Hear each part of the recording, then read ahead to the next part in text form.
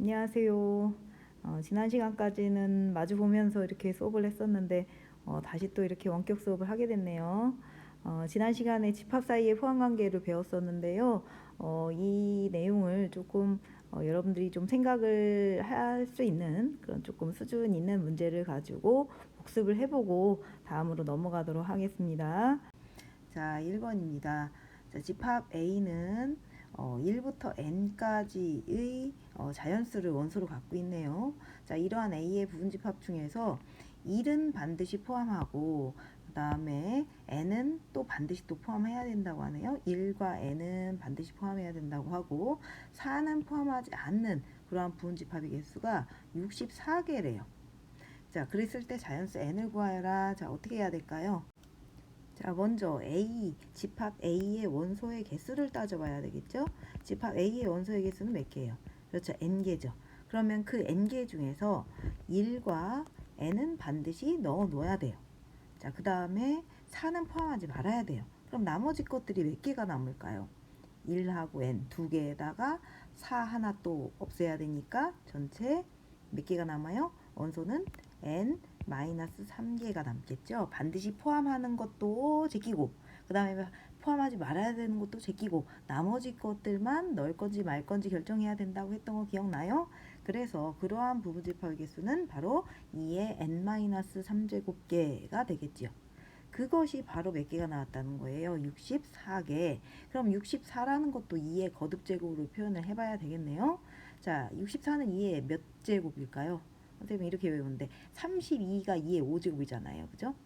그러면 2의 6제곱이 바로 64개가 되겠지요. 자, 그러면 밑인 2하고 2가 같으니까 n-3하고 뭐랑 같아야 되겠어요? 6이랑 같아야 되니까 그러므로 n은 얼마다? 9다라는 걸 알 수가 있겠지요. 자, 그 다음 2번 문제 보겠습니다. 자, A라는 집합은 원소가 A, B네요. B라는 집합은 A, B, C, D고요. A는 B에 쏙 들어가는 그런 상황이죠. 즉 A는 B의 부분집합인 그런 상황입니다. 자, 그런 상황에서 어떤 집합 X가 있는데 그 X는 A를 포함하고 있고 또 B에는 포함되는 그런 상황이지요. 이런 상황입니다. 그래서 A가 X의 부분집합이고 또 X는 또 B의 부분집합인 그런 상황입니다. 자, 그런 상황에서 X는 B의 또 진부분집합이기도 하대요. 그렇다는 건 B랑 X랑 같으면 어떻게 된다? 안 된다. 그런 상황이 되겠네요. 자, 그랬을 때 그렇게 되는 집합 X의 개수는 몇 개겠느냐 이거네요. 자, 우선은 우리가 이렇게 생각을 할 수가 있겠어요. B 안에 X가 들어가 있어야 되잖아요. 이런 상황이에요. B 안에 B가 이렇게 있으면 B 안에 X가 이렇게 들어가 있는 상황이고 그 다음에 X 안에 이렇게 A가 들어가 있는 상황이에요. 그 얘기는 X라는 집합은 A라는 집합의 원소인 A, B는 반드시 갖고 있으면서 A, B는 반드시 이렇게 갖고 있으면서 그 다음에 또 B랑 똑같으면 안 되는 상황이겠죠. 그러면 A, B는 반드시 들어있고 앞에서 했었잖아. A하고 B는 반드시 들어있어야 되니까 나머지 C하고 D만 가지고 부분집합을 만들면 되는 거죠. 왜? X는 B의 부분집합이니까. 우선은 진부분집합이긴 한데 우선은 부분집합인 거 가지고 따져보고 그 다음에 자기 자신이 안 되게만 따져주면 될 거 아니에요. 이해 갔어요? 자, 그러면 A, B를 반드시 들어 있어야 되니까 나머지 C, D만 가지고 부분집합을 만들면 어떻게 돼요? C를 넣을 건지 말 건지 D를 넣을 건지 말 건지만 결정하면 되니까 그러한 부분집합의 개수는 2의 제곱개가 되는데 만약에 C하고 D를 다 넣었다 라고 한다면 A, B는 반드시 포함하고 있는 상황이기 때문에 A, B, C, D 이렇게 돼버리죠. 근데 이렇게 되면 B가 되잖아. 그러면 얘는 바로 B의 진부분집합이 아니지요. 따라서 여기서 B가 나오는 경우 한 가지만 빼주면 되겠지요. 그래서 답은 몇 가지가 나오겠다? 세 가지가 나오겠다. 더 부분집합 개수가 많아져도 풀 수 있겠어요? 자, 그렇게 해서 문제 한번 만들어서 추가로 더 풀어볼까요? 자, 이렇게 한번 문제를 만들어 봤습니다. 자, A라는 집합은 1부터 시작해서 n까지 자연수를 원소로 갖는 그러한 집합이고요. 자, B는 1부터 시작해서 m까지 자연수를 원소로 갖는 집합이에요.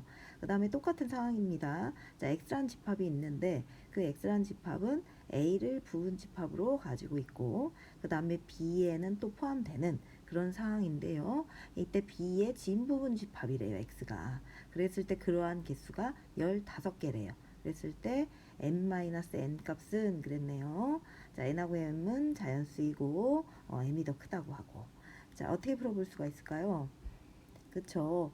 n개는 다 가지고 있어야 돼요. 우리가 원하는 x라는 집합이. 그러면 1부터 n까지의 자연수는 모두 다 갖고 있어야 되니까 그러면서 또 b의 부분집합이어야 되니까 b의 원소의 개수인 m개 중에서 a의 원소의 개수인 n개를 빼내고 나머지 개 말고 나머지 것들만 가지고 뭘 만들어야 돼요? 부분집합을 만들면 되는 거죠. 넣을 건지 말 건지만 결정을 해서. 자, 따라서 2의 n-n제곱이 바로 a라는 집합을 항상 포함하고 있는 b의 부분집합의 개수가 되는 거죠. 자, 그런데 x는 b의 부분집합이긴 한데 또 진부분집합이어야 된다는 거죠. 즉 자기 자신인 b는 안 된다는 거니까 거기서 하나만 빼주면 된다는 거죠. 자, 그렇게 해서 만든 게 몇 개래요? 15개. 따라서 2의 n-n제곱은 넘기면 16이 되고 16은 2의 4제곱이니까 따라서 n-n은 얼마가 되겠다? 4가 되겠다라는 것을 알 수 있겠습니다. 자, 4번 문제 풀어보겠습니다. 자, 전체 집합 U가 있는데 1부터 100까지의 자연수를 원소로 갖고 있네요. 자, 이거의 부분집합 A가 다음 조건을 모두 만족할 때 원소의 개수가 최소인 집합 A는 그랬네요. 자, 어떤 집합이 A가 될까요? 자, 먼저 3이라는 숫자는 A의 원소가 돼야 된다고 하네요. 자, 그러면서 나 조건을 보니까 뭐라고 나와 있나요?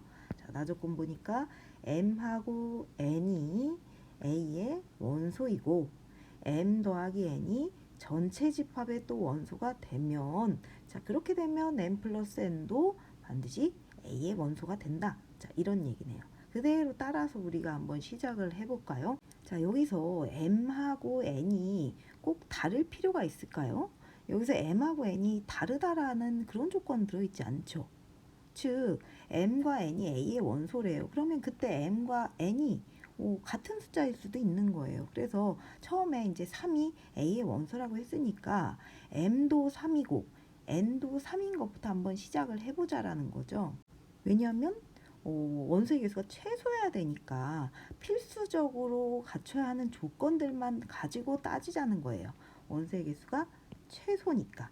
3이 A에 들어있다 했으니까 그 3만 가지고 먼저 시작을 하자는 거죠. 굳이 다른 것까지 끌어들이면 원소의 개수가 더 많아지니까. 어떤 뜻인지 알겠어요? 자, 그래서 m도 3이고 n도 3인 걸 생각해서 3 더하기 3은 어떻게? 전체 집합의 원소가 맞나요? 오케이죠. 따라서 그렇게 되면 반드시 그 3 더하기 3은 또 어디에 들어가야 돼요? A에 들어가야 되죠. 자, 그래서 그 3 더하기 3인 얼마? 6도 A의 원소여야 되겠습니다. 그죠? 자, 그러면 A의 원소가 이제 3과 6으로 두 개로 늘어났죠. 그러면 마찬가지 M과 N을 3과 6이라고 한다면 3 더하기 6 따져봤을 때 그 값이 전체 집합의 원소가 맞나요? 맞죠? 자, 따라서 그렇게 만든 9도 어디 들어가야 돼요? A에 들어가야 되겠죠. 자, 이런 식으로 하나하나 만들어 나가다 보면은 방금 전에 이제 9가 늘어났으니까 3, 6, 9가 됐죠. 그럼 또 9, 9에다가 또 3을 더해주면 어떻게 돼요? 그 값은 전체 집합 위에 들어가니까 또 뭐가 되는 거예요? A의 원소. 또 또 A의 원소가 되는 거예요? 12. 이런 식으로 만들면 3의 배수들이 다 누구의 원소가 될까요? A의 원소가 될 수밖에 없겠죠. 물론 다른 거 선생님 3 더하기 1 해가지고 하면 안 되냐? 그때 그렇게 되면 원소의 개수가 더 늘어나게 되니까 3부터 시작해서 3 더하기 3으로 만든 6, 그 다음에 또 6 늘어났으니까 3 더하기 6 해서 만든 9, 이런 식으로만 해주면 필수적으로 넣어야 할 것들만 반드시 A 안에 들어가야 하는 것들만 넣어서 A를 만들 수가 있다라는 겁니다. 따라서 원소의 개수가 최소인 집합 A는 바로 어떻게 돼요? 100 이하의 자연수 중에서 3의 배수가 되겠지. 자, 그러므로 집합 A는 뭐가 되겠어요? 그렇죠? 3, 6, 9, 땡땡땡 뭐까지? 99 이렇게 100 이하의 3의 배수가 답이 되겠고 이러한 집합 A의 원소의 개수 한번 추가적으로 구해볼까요? 자, 집합 A의 원소의 개수는 100 이하의 3의 배수를 구하려면 100을 뭘로 나누고 3으로 나누고 요 기호 기억나요? 요 기호? 그렇죠. 요 기호 뭐였어요? 가우스 기호였었죠? 자, 가우스 기호 기억나요? 3분의 100을 넘지 않는 최대의 정수. 자, 그래서 이 값은 어떻게 돼요? 33. 이렇게 A의 원소의 개수까지도 한번 구해봤습니다. 자, 이번에는 5번 문제 한번 풀어보겠습니다. 자, A는 조건제시법으로 나와 있네요. X와 X는 10 미만의 4의 배수. 정확하게 딱 떨어지겠네요. 자, 그럼 어떻게 돼요? 원소 나열법을 나타내보면 어떻게 돼요? 10 미만의 4의 배수니까 4, 8 뭐 이렇게 되겠네요. 자, 그 다음 B라는 집합은 X와 X, X들의 모임인데 그 X는 어떻게 생겨먹었어요? 그렇죠. A에서 3을 빼서 만든 그런 집합이네요. 그러면서 그 A는 뭐의 원소고? A의 집합 A의 원소고. 그러면 B를 우리가 원소 나열법으로 나타낼 수 있을까요? 자, A의 원소에서 3을 빼서 만든다는 거예요. 자, 그럼 3 빼면 어떻게 돼요? 4에서 3 빼면 1. 그렇죠. 8에서 또 3 빼면 얼마? 5. 이렇게 해서 집합 B를 만들 수가 있겠죠. 원소 나열법으로. 자, 그 다음에 이제 집합 C는 어떻게 돼요? A의 원소, 그 다음에 B의 원소에서 하나씩 각각 빼서 더해서 만든 거네. 그죠? X 더하기 Y들의 모임인데 X는 A의 원소고 Y는 B의 원소인 거 보니까. 됐죠? 자, 그러면 더해서 만든 거. 그럼 C는 어떻게 될까요? 먼저 제일 작은 것들끼리 더해볼까요? 2라고 4를 더해서 A의 원소인 4와 B의 원소인 1을 더해서 만들면 얼마? 5.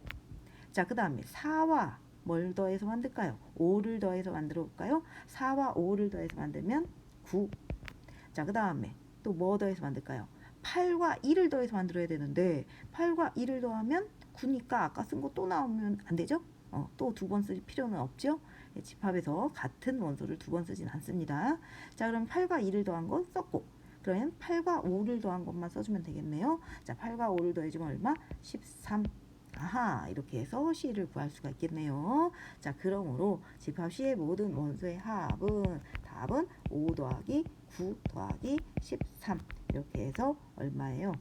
그렇죠. 20, 그렇죠. 7이 되겠지요. 자, 마지막 6번 문제 한번 풀어봅시다. 자, 집합 A가 있어요. 그 집합 A는 조건제시법을 나타냈을 때 X와 X는 A 플러스 3분의 8 이렇게 생겨먹었다네요. 그때 A와 X는 자연수라고 하고요. 자, 그랬을 때 집합 A의 모든 원소의 합은 이랬어요. 자, 그러면 A를 바탕으로 A에다가 3을 더해주고 그 다음에 8에다가 A 더하기 3 나눠서 X를 만들면 되니까 자, A부터 시작을 해야 될 것 같아요. 그죠? 자, 그래서 A는 자연수라고 했으니까 A에다 1부터 한번 넣어보는 거죠. 자, A에다 1을 넣으면 어떻게 돼요? 1 더하기 3분의 8 이렇게 되죠. 자, 그렇게 해서 만든 게 바로 X인데 자, 그러면 그 X가 뭐가 돼요? 자연수가 되나요? 그렇죠. 4분의 8이니까 얼마? 2. 따라서 이 2는 A의 원소가 되는 거죠. 왜? 2가 뭐가 됐으니까? 자연수가 됐으니까.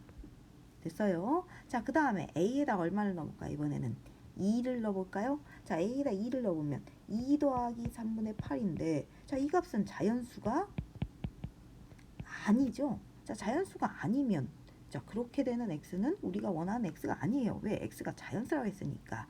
따라서 이 값은 A의 원소가 될 수가 없겠지요. 자, 그 다음에 A에다 이번에는 얼마를 넣어봐요? 3을 넣어볼까요? 3 더하기 3분의 8. 마찬가지로 얘는 자연수가 아니죠? 따라서 얘도 A의 원소가 될 수가 없고 자, 마찬가지로 4를 넣어볼까요? A에다가 자, 그럼 마찬가지 얘도 뭐가 아니에요? 자연수가 아니죠? 자, 그러면 이번엔 5를 넣어볼까요? 5 더하기 3분의 8 하면 얘는 뭐가 돼요? 자연수가 되지요? 얼마예요? 8분의 8이니까 1이잖아요. 자, 그러면 이때는 자연수가 되니까 이러한 x는 우리가 원하는 a의 원소가 될 수가 있겠지요. 그러므로 여기서 1은 뭐의 원소가 된다? a의 원소가 된다. 이 값이 1이니까. 자, 그 다음은 더 할 필요가 있을까요? 없을까요? 그렇죠. a에다 6 넣으면 6 더하기 3분의 8 얼마예요? 1보다 작아지죠. 1보다 작아지는 수들밖에 안 나와요. 1보다 작은 자연수는 없잖아요. 따라서 더 이상은 나오지 않겠죠. 그러므로 모든 원소들은 바로 1과 2가 되겠지요. 그래서 답은 1 더하기 2를 해서 답은 얼마다? 3이다. 이렇게 구해주면 되겠습니다. 자, 그러면 학습지 5쪽을 가지고 이번 시간에 배울 개념 한번 확인을 해보겠습니다. 여기 5쪽 보니까 오늘 배울 개념이 바로 집합의 연산이에요. 연산.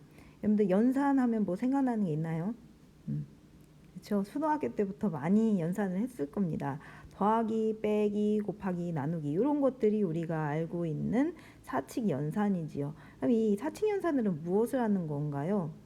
뭔가를 어쨌든 계산을 해서 하나의 값을 또 만들어내는 게 바로 연산이지요. 그런 것처럼 집합 길이도 뭔가 2개 또는 뭐 3개 또는 더 그 이상의 집합들을 뭔가를 계산을 하면 또 뭔가의 또 하나의 집합을 만들어낼 수 있는 게 있거든요.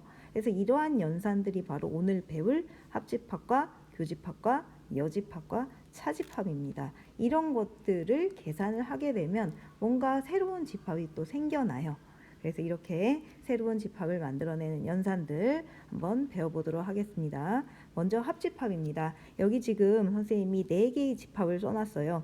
A, B, C, D라는 집합을 써놨는데요. 자, 먼저 A와 B의 합집합을 구해보도록 하겠습니다. 자, 합집합이라는 건 A의 원소와 B의 원소를 모두 다 합해서 만들어진 집합이라고 생각하시면 되겠습니다. 단 주의할 점은 자, 우리가 집합을 원소나열법을 나타낼 때 똑같은 걸 2번 쓰지는 않는다고 했었죠. 그거를 주의하면서 A와 B의 집합의 원소들을 모두 다 모아서 쓰시면 그게 바로 A와 B의 합집합의 원소가 되는 겁니다. 자, 그러면 한번 써볼까요? 자, A 합집합 B는 기호로 어떻게 쓰냐면 A 합집합 B. 이 U같이 생긴 이 합집합 기호는 유니온의 약자라고 합니다. 그리고 혹시 한글 입력할 때 이렇게 A 합집합 B를 입력하고 싶으면 수식 편집기로 들어가서 컵을 쓰면 CUP, 그죠? 우리가 그 쓰는 컵 있잖아요. 그 컵 모양과 비슷하다라고 해서 컵을 쓰면 이렇게 유니온, 즉 합집합이 입력이 되기도 합니다. 그래서 읽으실 때 A 합집합 B, 간단하게 A 합 B, 그 다음에 A 컵 B 뭐 이런 식으로 읽기도 합니다. 근데 기본은 A 합집합 B 이런 식으로 읽어주시면 되겠습니다. 자, 그러면 여기 나와 있는 A 집합 A와 집합 B 가지고 합집합을 만들어 보고 그런 다음에 조건 제시법으로도 어떻게 표현하는지 한번 해보겠습니다. 자, A 합집합 B 아까 어떻게 한다고 했어요? A의 모든 원소와 B의 모든 원소를 다 써주면 된다고 했는데 단 뭐 중복되는 거 우리가 원소나열법 나타낼 때는 중복되는 걸 2번 쓰진 않죠. 그래서 그런 것만 한 번씩 쓰는 걸로 해서 나열을 해주면 되겠습니다. 자, 그럼 어떻게 될까요? 1, 2, 3 중복되는 거 없네요. 그러면 다 B까지 다 써주면 4, 5, 6 이렇게 만들어진 집합이 바로 A 합집합 B를 원소나열법은 나타낸 상황입니다. 자, 그러면 우리가 한번 조건제시법으로는 어떻게 해야 될지 한번 생각을 해볼까요? 자, 집합을 조건제시법으로 만든다라는 것은 어떻게 쓴다고 했었죠? 뭐 x바 x, y바 y, 뭐 g바 g 뭐 상관없지만 일반적으로 많이 쓰는 게 x바 x니까 x바 x로 한번 써볼게요. 자, x바 x는 어떻게 표현하면 될까요? 먼저 이 x들은 합집합의 원소는 a의 원소일 수도 있겠고 b의 원소일 수도 있겠죠. 그럼 어떻게 해야 될까요? 그렇죠. x는 a의 원소, 그 다음에 a의 원소여도 되고 또는 누구의 원소여도 돼요? b의 원소여도 되는 거죠. 그래서 여기에 또는을 쓰시면 되겠습니다. 그래서 x는 또 뭐예요? b의 원소여도 된다. 이런 식으로 표현하시면 이게 바로 합집합을 조건제시법으로 나타낸 것입니다. 자, 그 다음 그러면 C 합집합 D 또 해볼 수 있겠어요? C 합집합 D. 자, C 합집합 C와 D의 원소들을 모두 다 써주면 되는데 단 조심할 점은 여기 있는 3과 4 여기도 3과 4 두 번씩 한 번씩 각각 들어있죠. 그렇다고 C에 있고 D에 있다고 해서 걔를 두 번 쓰면 안 된다는 겁니다. 원소나열법을 쓸 때는 하나씩만 써야 돼요. 한 번씩만 똑같은 원소는. 그러니까 어떻게 쓰면 되겠어요? 2, 3, 4, 5 이렇게만 쓰시면 되겠죠. 자, 얘도 조건주시보로 나타낸다면 똑같은 상황이겠죠. 이번에는 y바 y라고 할까요? 그래도 상관없습니다. 자, y바 y는 C의 원소, 그 다음에 또 y는 누구의 원소? D의 원소. 이렇게 되면 C의 원소와 D의 원소를 모두 다 모아놓은 합집합을 표현할 수가 있겠죠. 자, 그러면 지금 합집합을 배웠는데 합집합을 우리가 벤 다이어그램으로 그려보면 어떻게 그릴 수가 있겠어요? 자, 지금 A하고 B는 지금 겹치는 게 하나도 없죠. 그려본다면 이렇게 그릴 수가 있겠죠. 그죠? 여기에 1, 2, 3, 그 다음에 여기 4, 5, 6 이렇게 돼 있는데 그런 다음에 합집합을 나타낸다면 A 합집합 B는 바로 요걸 다 색칠을 해놓으면 이게 바로 A 합집합 B를 벤 다이어그램으로 나타낸 거가 되겠죠. 자, 그 다음 C하고 D를 C 합집합 D를 한번 구해볼까요? 자, 얘는 어떻게 생겼을까요? 지금 3하고 4가 겹치죠. 3하고 4가 겹치니까 그림을 그릴 때 이런 식으로 그려주는 게 좋겠네요. 그죠? 이렇게. 그래서 여기가 C고 그 다음에 여기가 D고 그런 상황입니다. 자, 그 다음에 겹치는 3, 4는 여기 겹치는 부분에 써주시면 되겠고 그 다음에 여기다가는 2, 여기다가는 5 이렇게 써주면 되겠죠. 그랬을 때 C 합집합 D는 얘네들을 다 합한 요만큼이 바로 C 합집합 D를 벤 다이어그램으로 나타낸 거가 되겠죠.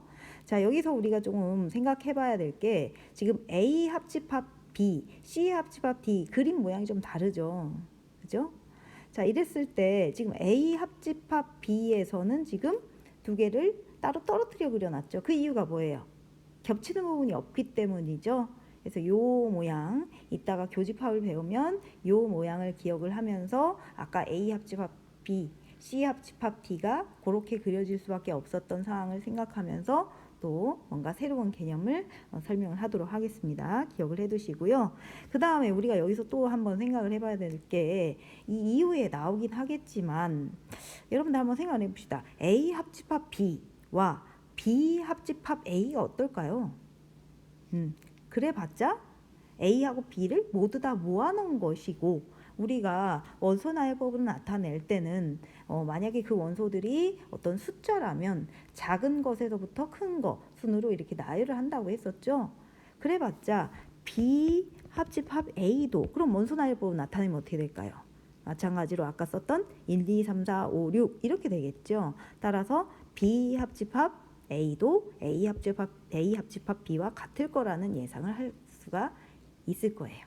마찬가지 C 합집합 D 이렇게 나왔었는데 D 합집합 C는 어떻게 될 것 같아요? D 합집합 C 마찬가지 이 D 합집합 C도 우리가 아까 얘기했던 숫자는 순서대로 작은 것부터 큰 것대로 나열하는 게 기본 원칙이니까 어떻게 2, 3, 4, 5 이렇게 나올 것 같나요? 그렇지요. 그래서 우리가 합집합은 이렇게 A 합집합 B, B 합집합 A 이렇게 순서를 바꿔도 같을 것이란 예상을 할 수가 있습니다. 물론 이후에 연산 법칙에서 또 설명을 하겠습니다. 자, 이번에는 교집합 개념에 대해서 알아보겠습니다. 자, 교집합이란 뭐냐? 자, 기호로는 A 교집합 B를 이렇게 했습니다. 자, 읽을 때는 A 교집합 B 이렇게 읽으시면 되고요. 그 다음에 영어로는 인터섹션 이렇게 얘기를 하기도 합니다. 아까 선생님이 한글 수식 편집기에서 컵을 입력하면 합집합 기호가 입력이 된다고 했었잖아요. 교집합 기호는 뭐 입력하면 될 것 같아요? 그렇죠. 외국인들이 보기에는 이게 모자같이 보였나 봐요. 그래서 CAP 이렇게 입력하면 A 교집합 B 교집합 기호가 입력이 됩니다. 한번 나중에 확인해 보시고요. 자, 그렇다면 교집합의 뜻이 뭐냐? 교집합의 뜻은 A 교집합 B는 A에도 속하고 B에도 속하는 그런 모든 원소들을 다 모아놓은 집합을 나타내는 것입니다. 그래서 A에도 속하고 B에도 속한다. 그 얘기는 공통적으로 속하는 원소들의 모임이 되겠지요. 자, 그래서 여기서 A 교집합 B를 한번 구해볼까요? 공통적으로 들어있는 A와 B에 공통적으로 들어있는 그런 원소는 뭐가 있나요?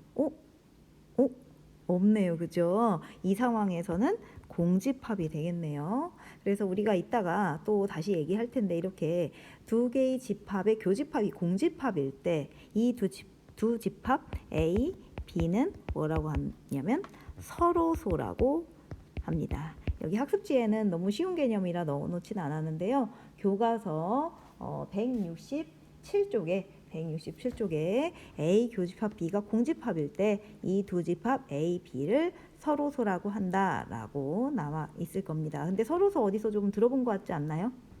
그렇죠. 중학교 때 배웠었죠.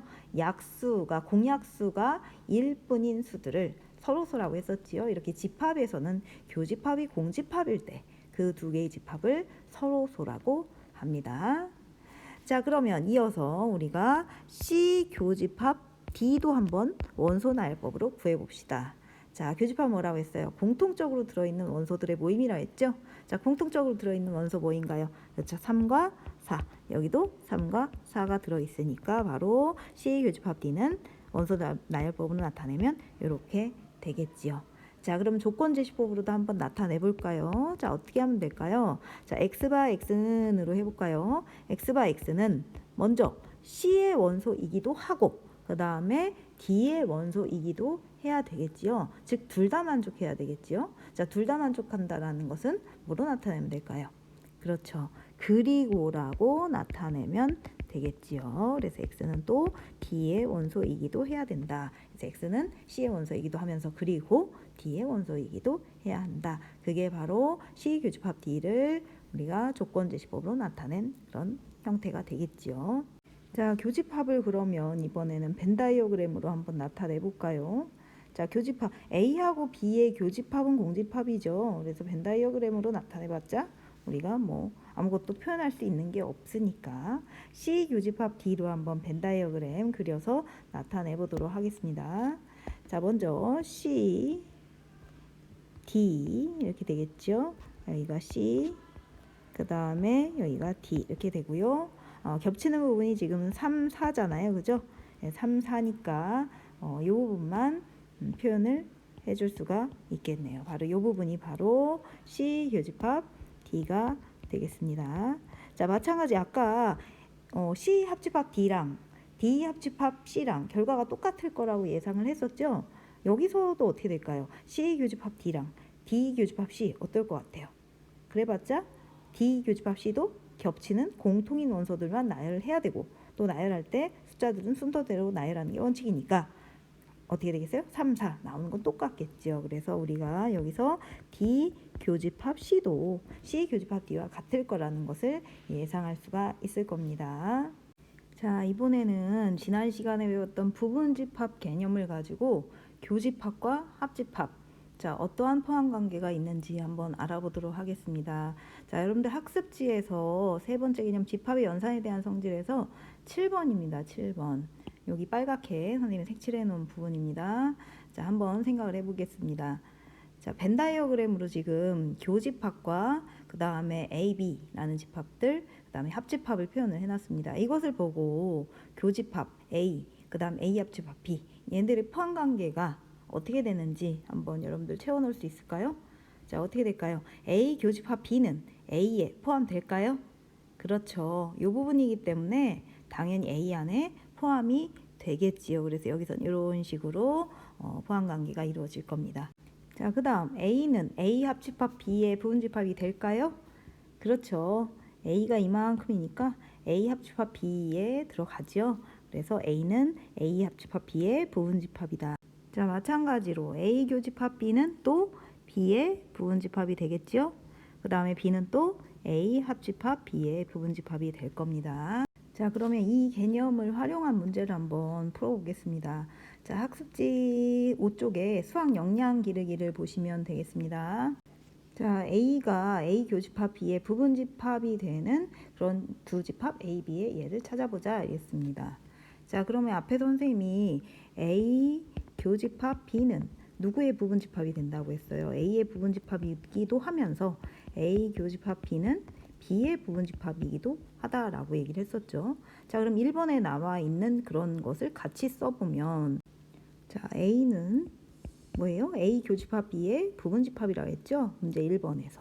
이렇게 되겠고, 마찬가지 또 여기도 이렇게 되겠죠. 자, 그러면 앞에서 배운 3단 논법에 의해 A는 이것이면 어떻게 되겠어요? A는 A의 부분집합이다. 근데 A는 A의 부분집합이다. 이건 너무나 자명하잖아요. 그죠? 그럼 아래 걸 한번 볼까요? 그러면 이것이면 3단 논법에 의해서 어떻게 됐었어요? A는 B의 부분집합이다. 이렇게 되는 거죠. 그래서 여기서 결론적으로 알아낸 정보는 뭐다? A는 B의 부분집합이다. 라는 정보를 알아냈네요. 자, 그럼 A는 B의 부분집합인 그런 예를 하나 찾아서 써주면 되겠죠? 뭐 답은 굉장히 여러 가지 나올 겁니다. 자, 뭐 A는 뭐 예를 들어 1, 그 다음에 B는 뭐 1만 포함되게 만들면 되겠죠? 1, 2, 뭐 이런 식으로 답은 여러 가지가 나오겠지요. 자, 그 다음에 2번 문제 한번 풀어봅시다. 얘는 1번이었고요. 자, 2번 문제. 자, A 교집합 B가 A가 됐대요. 자, 그럼 마찬가지 상황이겠죠. A 교집합 B는 A의 부분집합인데 그것이 뭐가 나왔대요? A 교집합 B가 A가 나왔대요. 또 마찬가지로 A 교집합 B는 뭐예요? B의 부분집합인데 그 A 교집합 B가 뭐가 나왔대요? A가 나왔대요. 그럼 이거이면 어떻게 돼요? A는 A의 부분집합이다. 뭐 이건 뭐 너무나 자명하고요. 자, 그 다음 요거이면 어떻게 될까요? A는 B의 부분집합이 되겠지요. 따라서 여기서 A는 B의 부분집합이다라는 조건이 나온다는 걸 알 수가 있겠지요. 자, 그래서 2번의 답은 바로 A는 B의 부분집합이다. 이렇게 나오겠지요. 자, 이번에는 학습지 5쪽에 나와 있는 유한집합 두 번째 개념 유한집합의 원소의 개수 여기 한번 확인해 보겠습니다. 이때 유한집합의 원소의 개수라는 것은 유한집합들의 합집합의 원소의 개수를 지금 알아보려고 합니다. 먼저 A라는 집합과 B라는 집합의 합집합의 원소의 개수를 먼저 알아보겠습니다. 자, 왼쪽에 선생님이 지오지브라 이용해서 원 두 개를 그려놨어요. 이 원이 바로 A라는 집합과 B라는 집합을 벤 다이어그램으로 그려낸 것이라고 한번 해봅시다. 그러면 A 합집합 B의 원소는 이렇게 겹치는 부분이 서로 없을 때는, 즉 교집합이 공집합일 때는 그냥 A의 원소의 개수에다가 B의 원소의 개수를 그냥 더해주면 되겠지요. 자, 그런데 만약에 이렇게 위 그림과 같이 A와 B, 집합 A와 B가 공통된 부분이 있다라고 해봅시다. 즉 교집합이 공집합이 아니라고 해봅시다. 그랬을 때는 그냥 NA, NB 이렇게 더해주면 A 합집합 B의 개수가 나올까요? 원소의 개수가? 안 되겠지요. 지금 파랗게 색칠한 A 교집합 B가 몇 번이 더해지겠어요? 두 번이 더해지겠죠. 그래서 일반적으로 A 합집합 B의 원소의 개수를 구하기 위해서는 어떻게 NA에다가 NB를 더해줄 뿐만 아니라 이렇게 중간에 겹쳐지는 교집합은 두 번이 더해지기 때문에 A 교집합 B의 원소의 개수를 한 번을 빼주셔야 됩니다.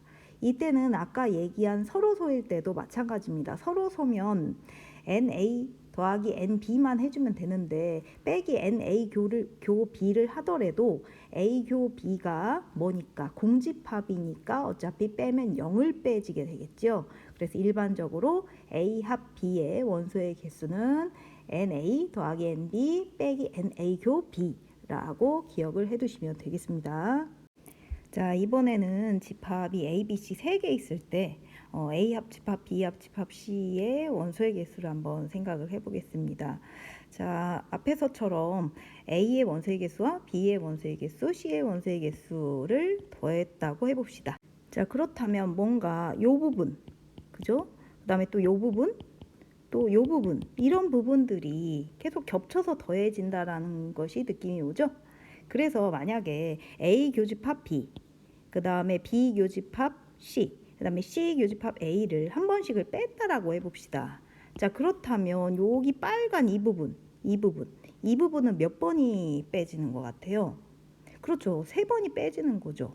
자, 그렇다면 아까 A, NA, NB, NC를 더할 때 이 빨간 부분이 3번이 더해졌는데 또 이 파란색 때문에 3번이 빼지게 된다면 사실 이 빨간색 부분은 한 번도 안 더한 그런 결과가 되겠죠.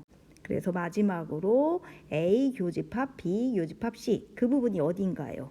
이 빨간 부분 다시 지금 노란색으로 칠하고 있지요. 이 노란색 부분이 한 번도 안 더해주면 안 되니까 마지막으로 이 한 번을 더해주면 그러면 우리가 원하는 A 합집합, B 합집합, C의 원소의 개수가 나오겠지요. 자, 그러면 합집합의 원소의 개수 한번 복습을 해볼까요? 자, 먼저 어떻게 한다? A 합집합 B의 원소의 개수는 각 집합의 원소의 개수를 더한 다음에 교집합의 원소의 개수를 한 번만 빼주면 되겠다. 이렇게 A 합집합 B 2개짜리는 쉽게 잘 구하더라고요.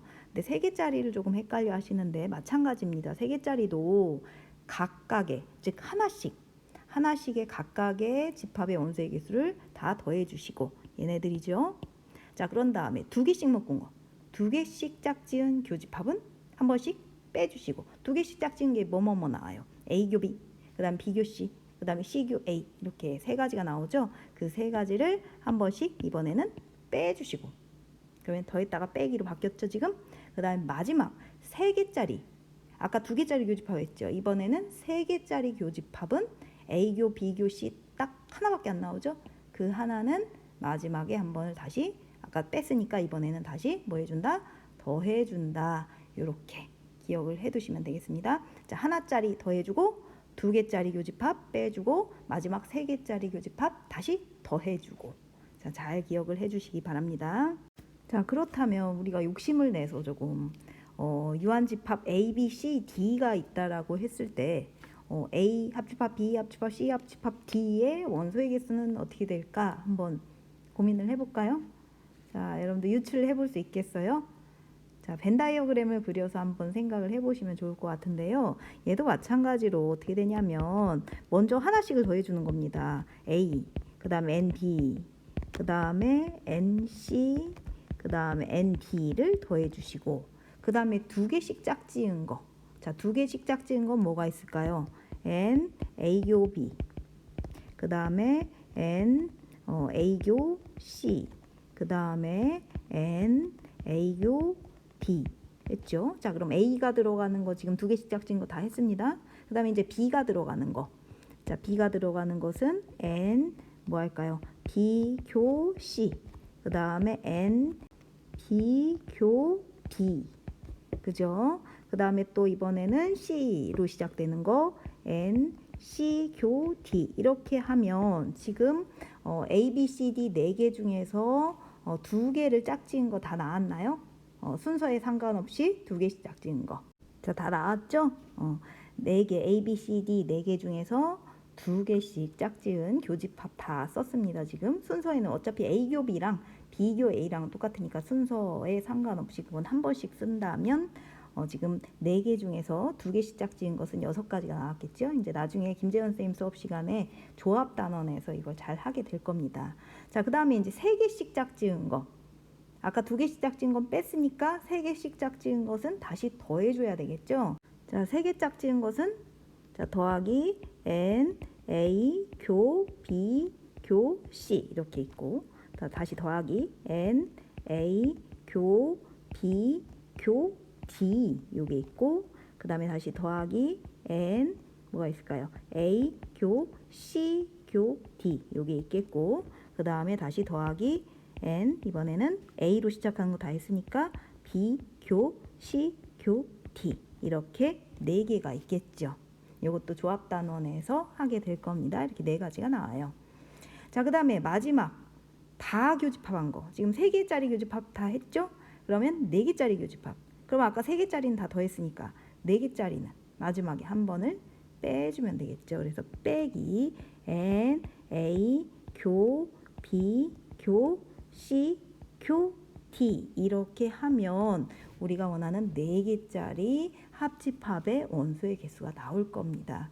이런 식으로 하나짜리 더했다가 2개짜리 뺐다가 다시 3개짜리 더했다가 4개짜리 다시 빼주는 이런 상황을 우리가 포함 배제 원리라고 합니다. 나중에 한번 검색을 해서 포함 배제 원리가 무엇인지 한번 탐구를 해보시면 여러분들 추가 탐구 자료로 아주 좋은 자료가 될 것 같으네요. 자, 이제 세 번째 개념 집합의 연산 법칙 알아보겠습니다. 자, 먼저 교환 법칙입니다. 자, 앞에서 했었죠. A 합집합 B랑 B 합집합 B 어떤가요?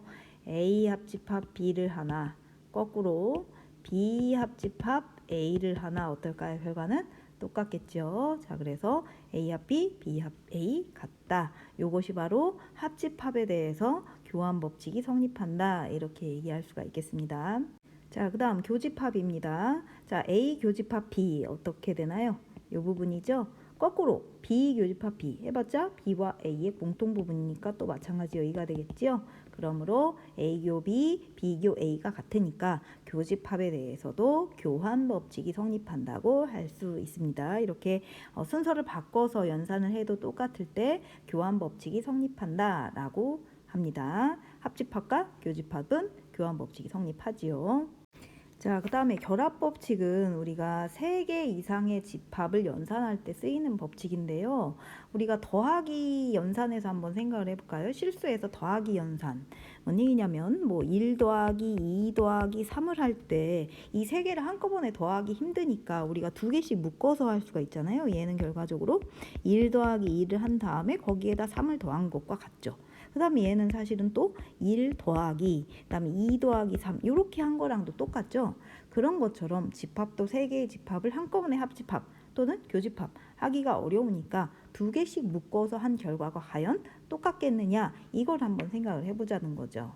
자, 먼저 왼쪽에 있는 A 합집합 B를 한 후에 그 다음 A를 합해준 결과, 합집합시켜준 결과 걔를 오른쪽에 벤 다이어그램에 좌변이라고 나와 있는 이쪽에다 한번 그려볼까요? 자, 어떻게 될까요? A 합집합 B는 이만큼이잖아요. 그죠? 이만큼. 거기에다가 또 C를 합해봤자 요거죠. 빨간 부분 다 칠해지겠죠. 이렇게. 자, 그 다음에 이번에는 우변에 있는 A 합 B 합 C, 즉 B 합 C를 먼저 B 합집합 C를 해주고 그것을 A에다가 합해준 거. 자, 그것도 한번 우변에다 한번 그려볼까요? 자, 우변에다 그려봅시다. 자, 먼저 B 합 C 하게 되면 요만큼이죠? 그것을 A에다가 합해주면 결과적으로 또 이렇게 되겠죠. 따라서 노랗게 색칠한 것과 왼쪽에 빨갛게 색칠한 것이 결과적으로 어때요? 같죠? 이렇게 벤 다이어그램으로 확인을 해봤습니다. 자, 그 다음에 두 번째 교집합도 과연 그것이 가능하겠느냐?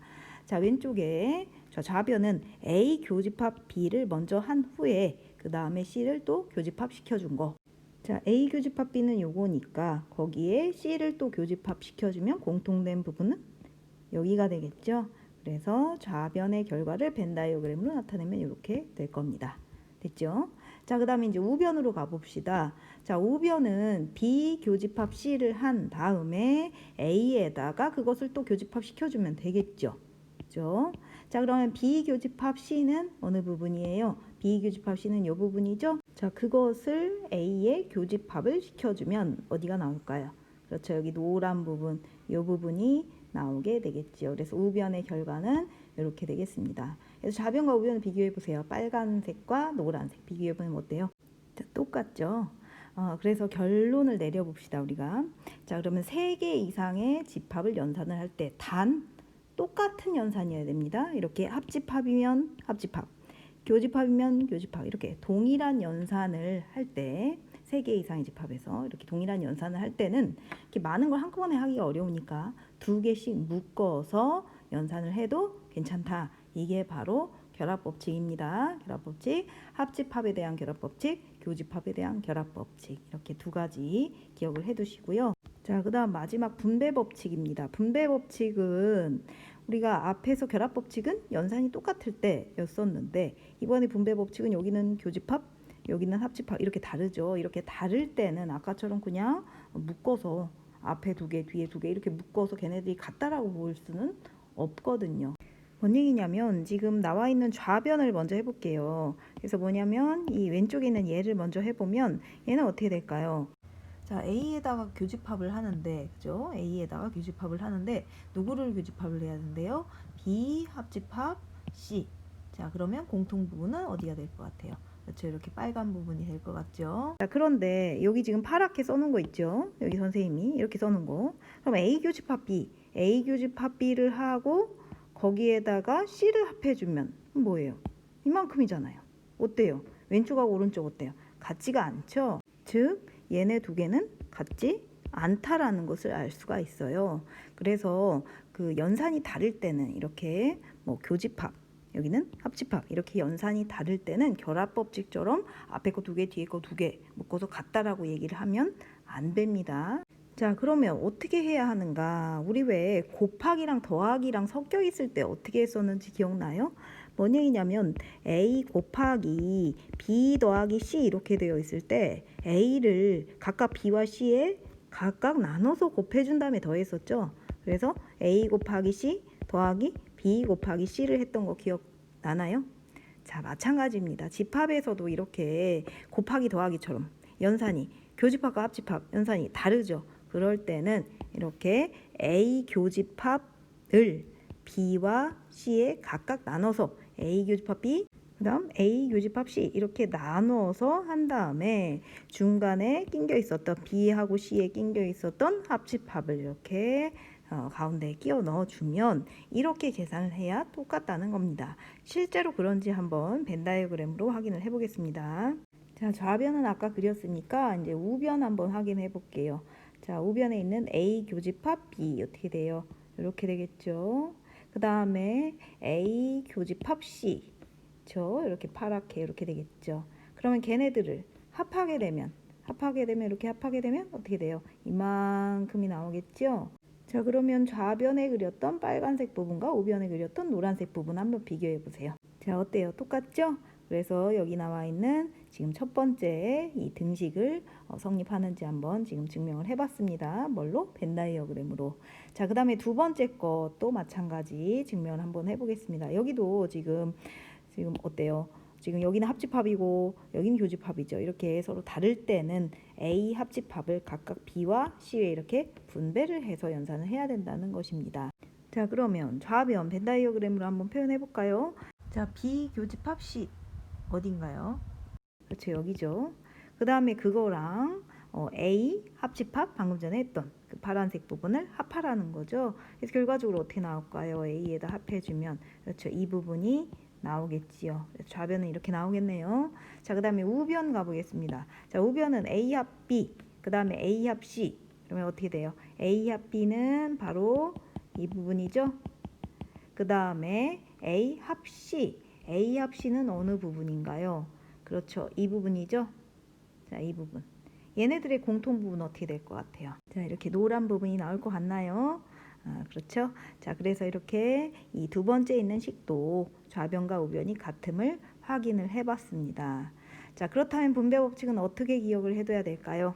그렇죠. 연산이 서로 다를 때 이 괄호를 풀어주는 방법이라고 생각하시면 되겠습니다. 그래서 연산이 다를 때는 이렇게 A 합 B 그 다음에 여기는 교집합 이렇게 다를 때는 괄호를 어떻게 푸나요? A 합 B를 각각 B와 C에 분배를 해주고 중간에 낑겨 있는 교집합을 여기에 넣어주시면 되겠습니다. 마치 우리 곱하기 더하기 섞여 있는 연산을 괄호를 풀어줄 때처럼요. 잘 기억을 해두시기 바랍니다. 자, 그러면 오늘 배운 개념 간단한 문제들로 한번 정리를 한번 해보겠습니다. 자, 먼저 분배 법칙을 거꾸로 적용할 수 있는가? 이제 명제 단어를 배우게 되면 이런 것을 이제 역이라고 하는데요. 자, 뭔 얘기냐면 우리가 A 교 B 합 C 자, 얘를 이렇게 분배할 수는 있었는데요. 거꾸로 하는 거. 자, 뭔 얘기냐면 자, 이와 같이 나와 있을 때 우리가 얘를 정리를 할 수가 있겠어요? 지금 여기 보시면 A교, 그 다음에 A교 똑같죠? 그러면 A 교집합으로 묶어내고 그 다음에 B 합 C 이런 식으로 만들 수 있겠는가 이거예요. 자, 거꾸로도 할 수 있어야 됩니다. 마찬가지 여기도 한번 해볼까요? A 합 똑같죠? 자, 그러면 A 합 묶어내고 그 다음에 남는 건 뭐예요? B와 C인데 중간에 낑겨 있는 뭘 쓰면 돼요? 교집합 이렇게 써주시면 되겠죠. 자, 두 번째입니다. 공집합은 임의의 집합과 서로소인가 이랬어요. 자, 임의라는 건 여기서 모든을 의미를 하는 겁니다. 그럼 생각을 해봅시다. 서로소의 의미, 집합에서 서로소란 자, 뭐였어요? 교집합이 공집합이기만 하면 되죠. 그럼 어떤 특정한 집합 A가 있다고 해봅시다. 걔랑 우리가 교집합을 시킬 겁니다. 누구를? 공집합을. 그럼 어떻게 돼요? 공집합은 아무것도 없는 건데 겹치는 부분이 공통된 원소가 있나요? 없나요? 없지요. 따라서 공집합은 어떠한 원소들하고도 교집합을 시키면 공집합이 나오기 때문에 얘는 참일까요? 거짓일까요? 그렇죠. 참이 되겠죠. 자, 3번 문제. 자, 어디서 좀 봤던 것 같지 않아요? 부분집합 중 그러한 개수. 부분집합의 개수하고 관련된 문제죠. 근데 A라는 집합이 부분집합 중에서 이 B랑 겹치는 게 없어야 된대요. 서로 소여야 된대요. 그 얘기는 부분집합 중에서 J하고 고는 반드시 갖고 있지 않는 A의 부분집합이 되는 거죠. 그럼 기억나요? 나머지 세 종국 얘만 가지고 넣었다 뺐다 넣었다 뺐다 넣었다 뺐다 해서 부분집합을 만들면 되니까 결과적으로 답은 2의 세제곱계 해서 몇 가지가 나올까요? 8가지가 나오게 되겠죠. 자, 오늘 배운 내용이 좀 많았지요. 그러나 알고 보면 크게 어렵진 않을 겁니다. 그래서 학습지 5쪽에 안푼 문제들이 있지요. 이 학습지 5쪽을 학습지에다가 풀어주시고요. 교과서 296쪽에 답이 있습니다. 이걸 보고 채점을 좀 해주세요. 선생님이 눈에 잘 보이게 색볼펜 이용해 주시면 고맙겠습니다. 자, 이것을 사진 찍어서 수학 A 오픈 채팅으로 저녁 6시까지 보내주시면 되겠습니다. 자, 다음 시간에는 여집합, 차집합, 드모르간의 법칙을 한번 해보도록 하겠습니다. 오늘 수고 많았습니다. 안녕히 계세요.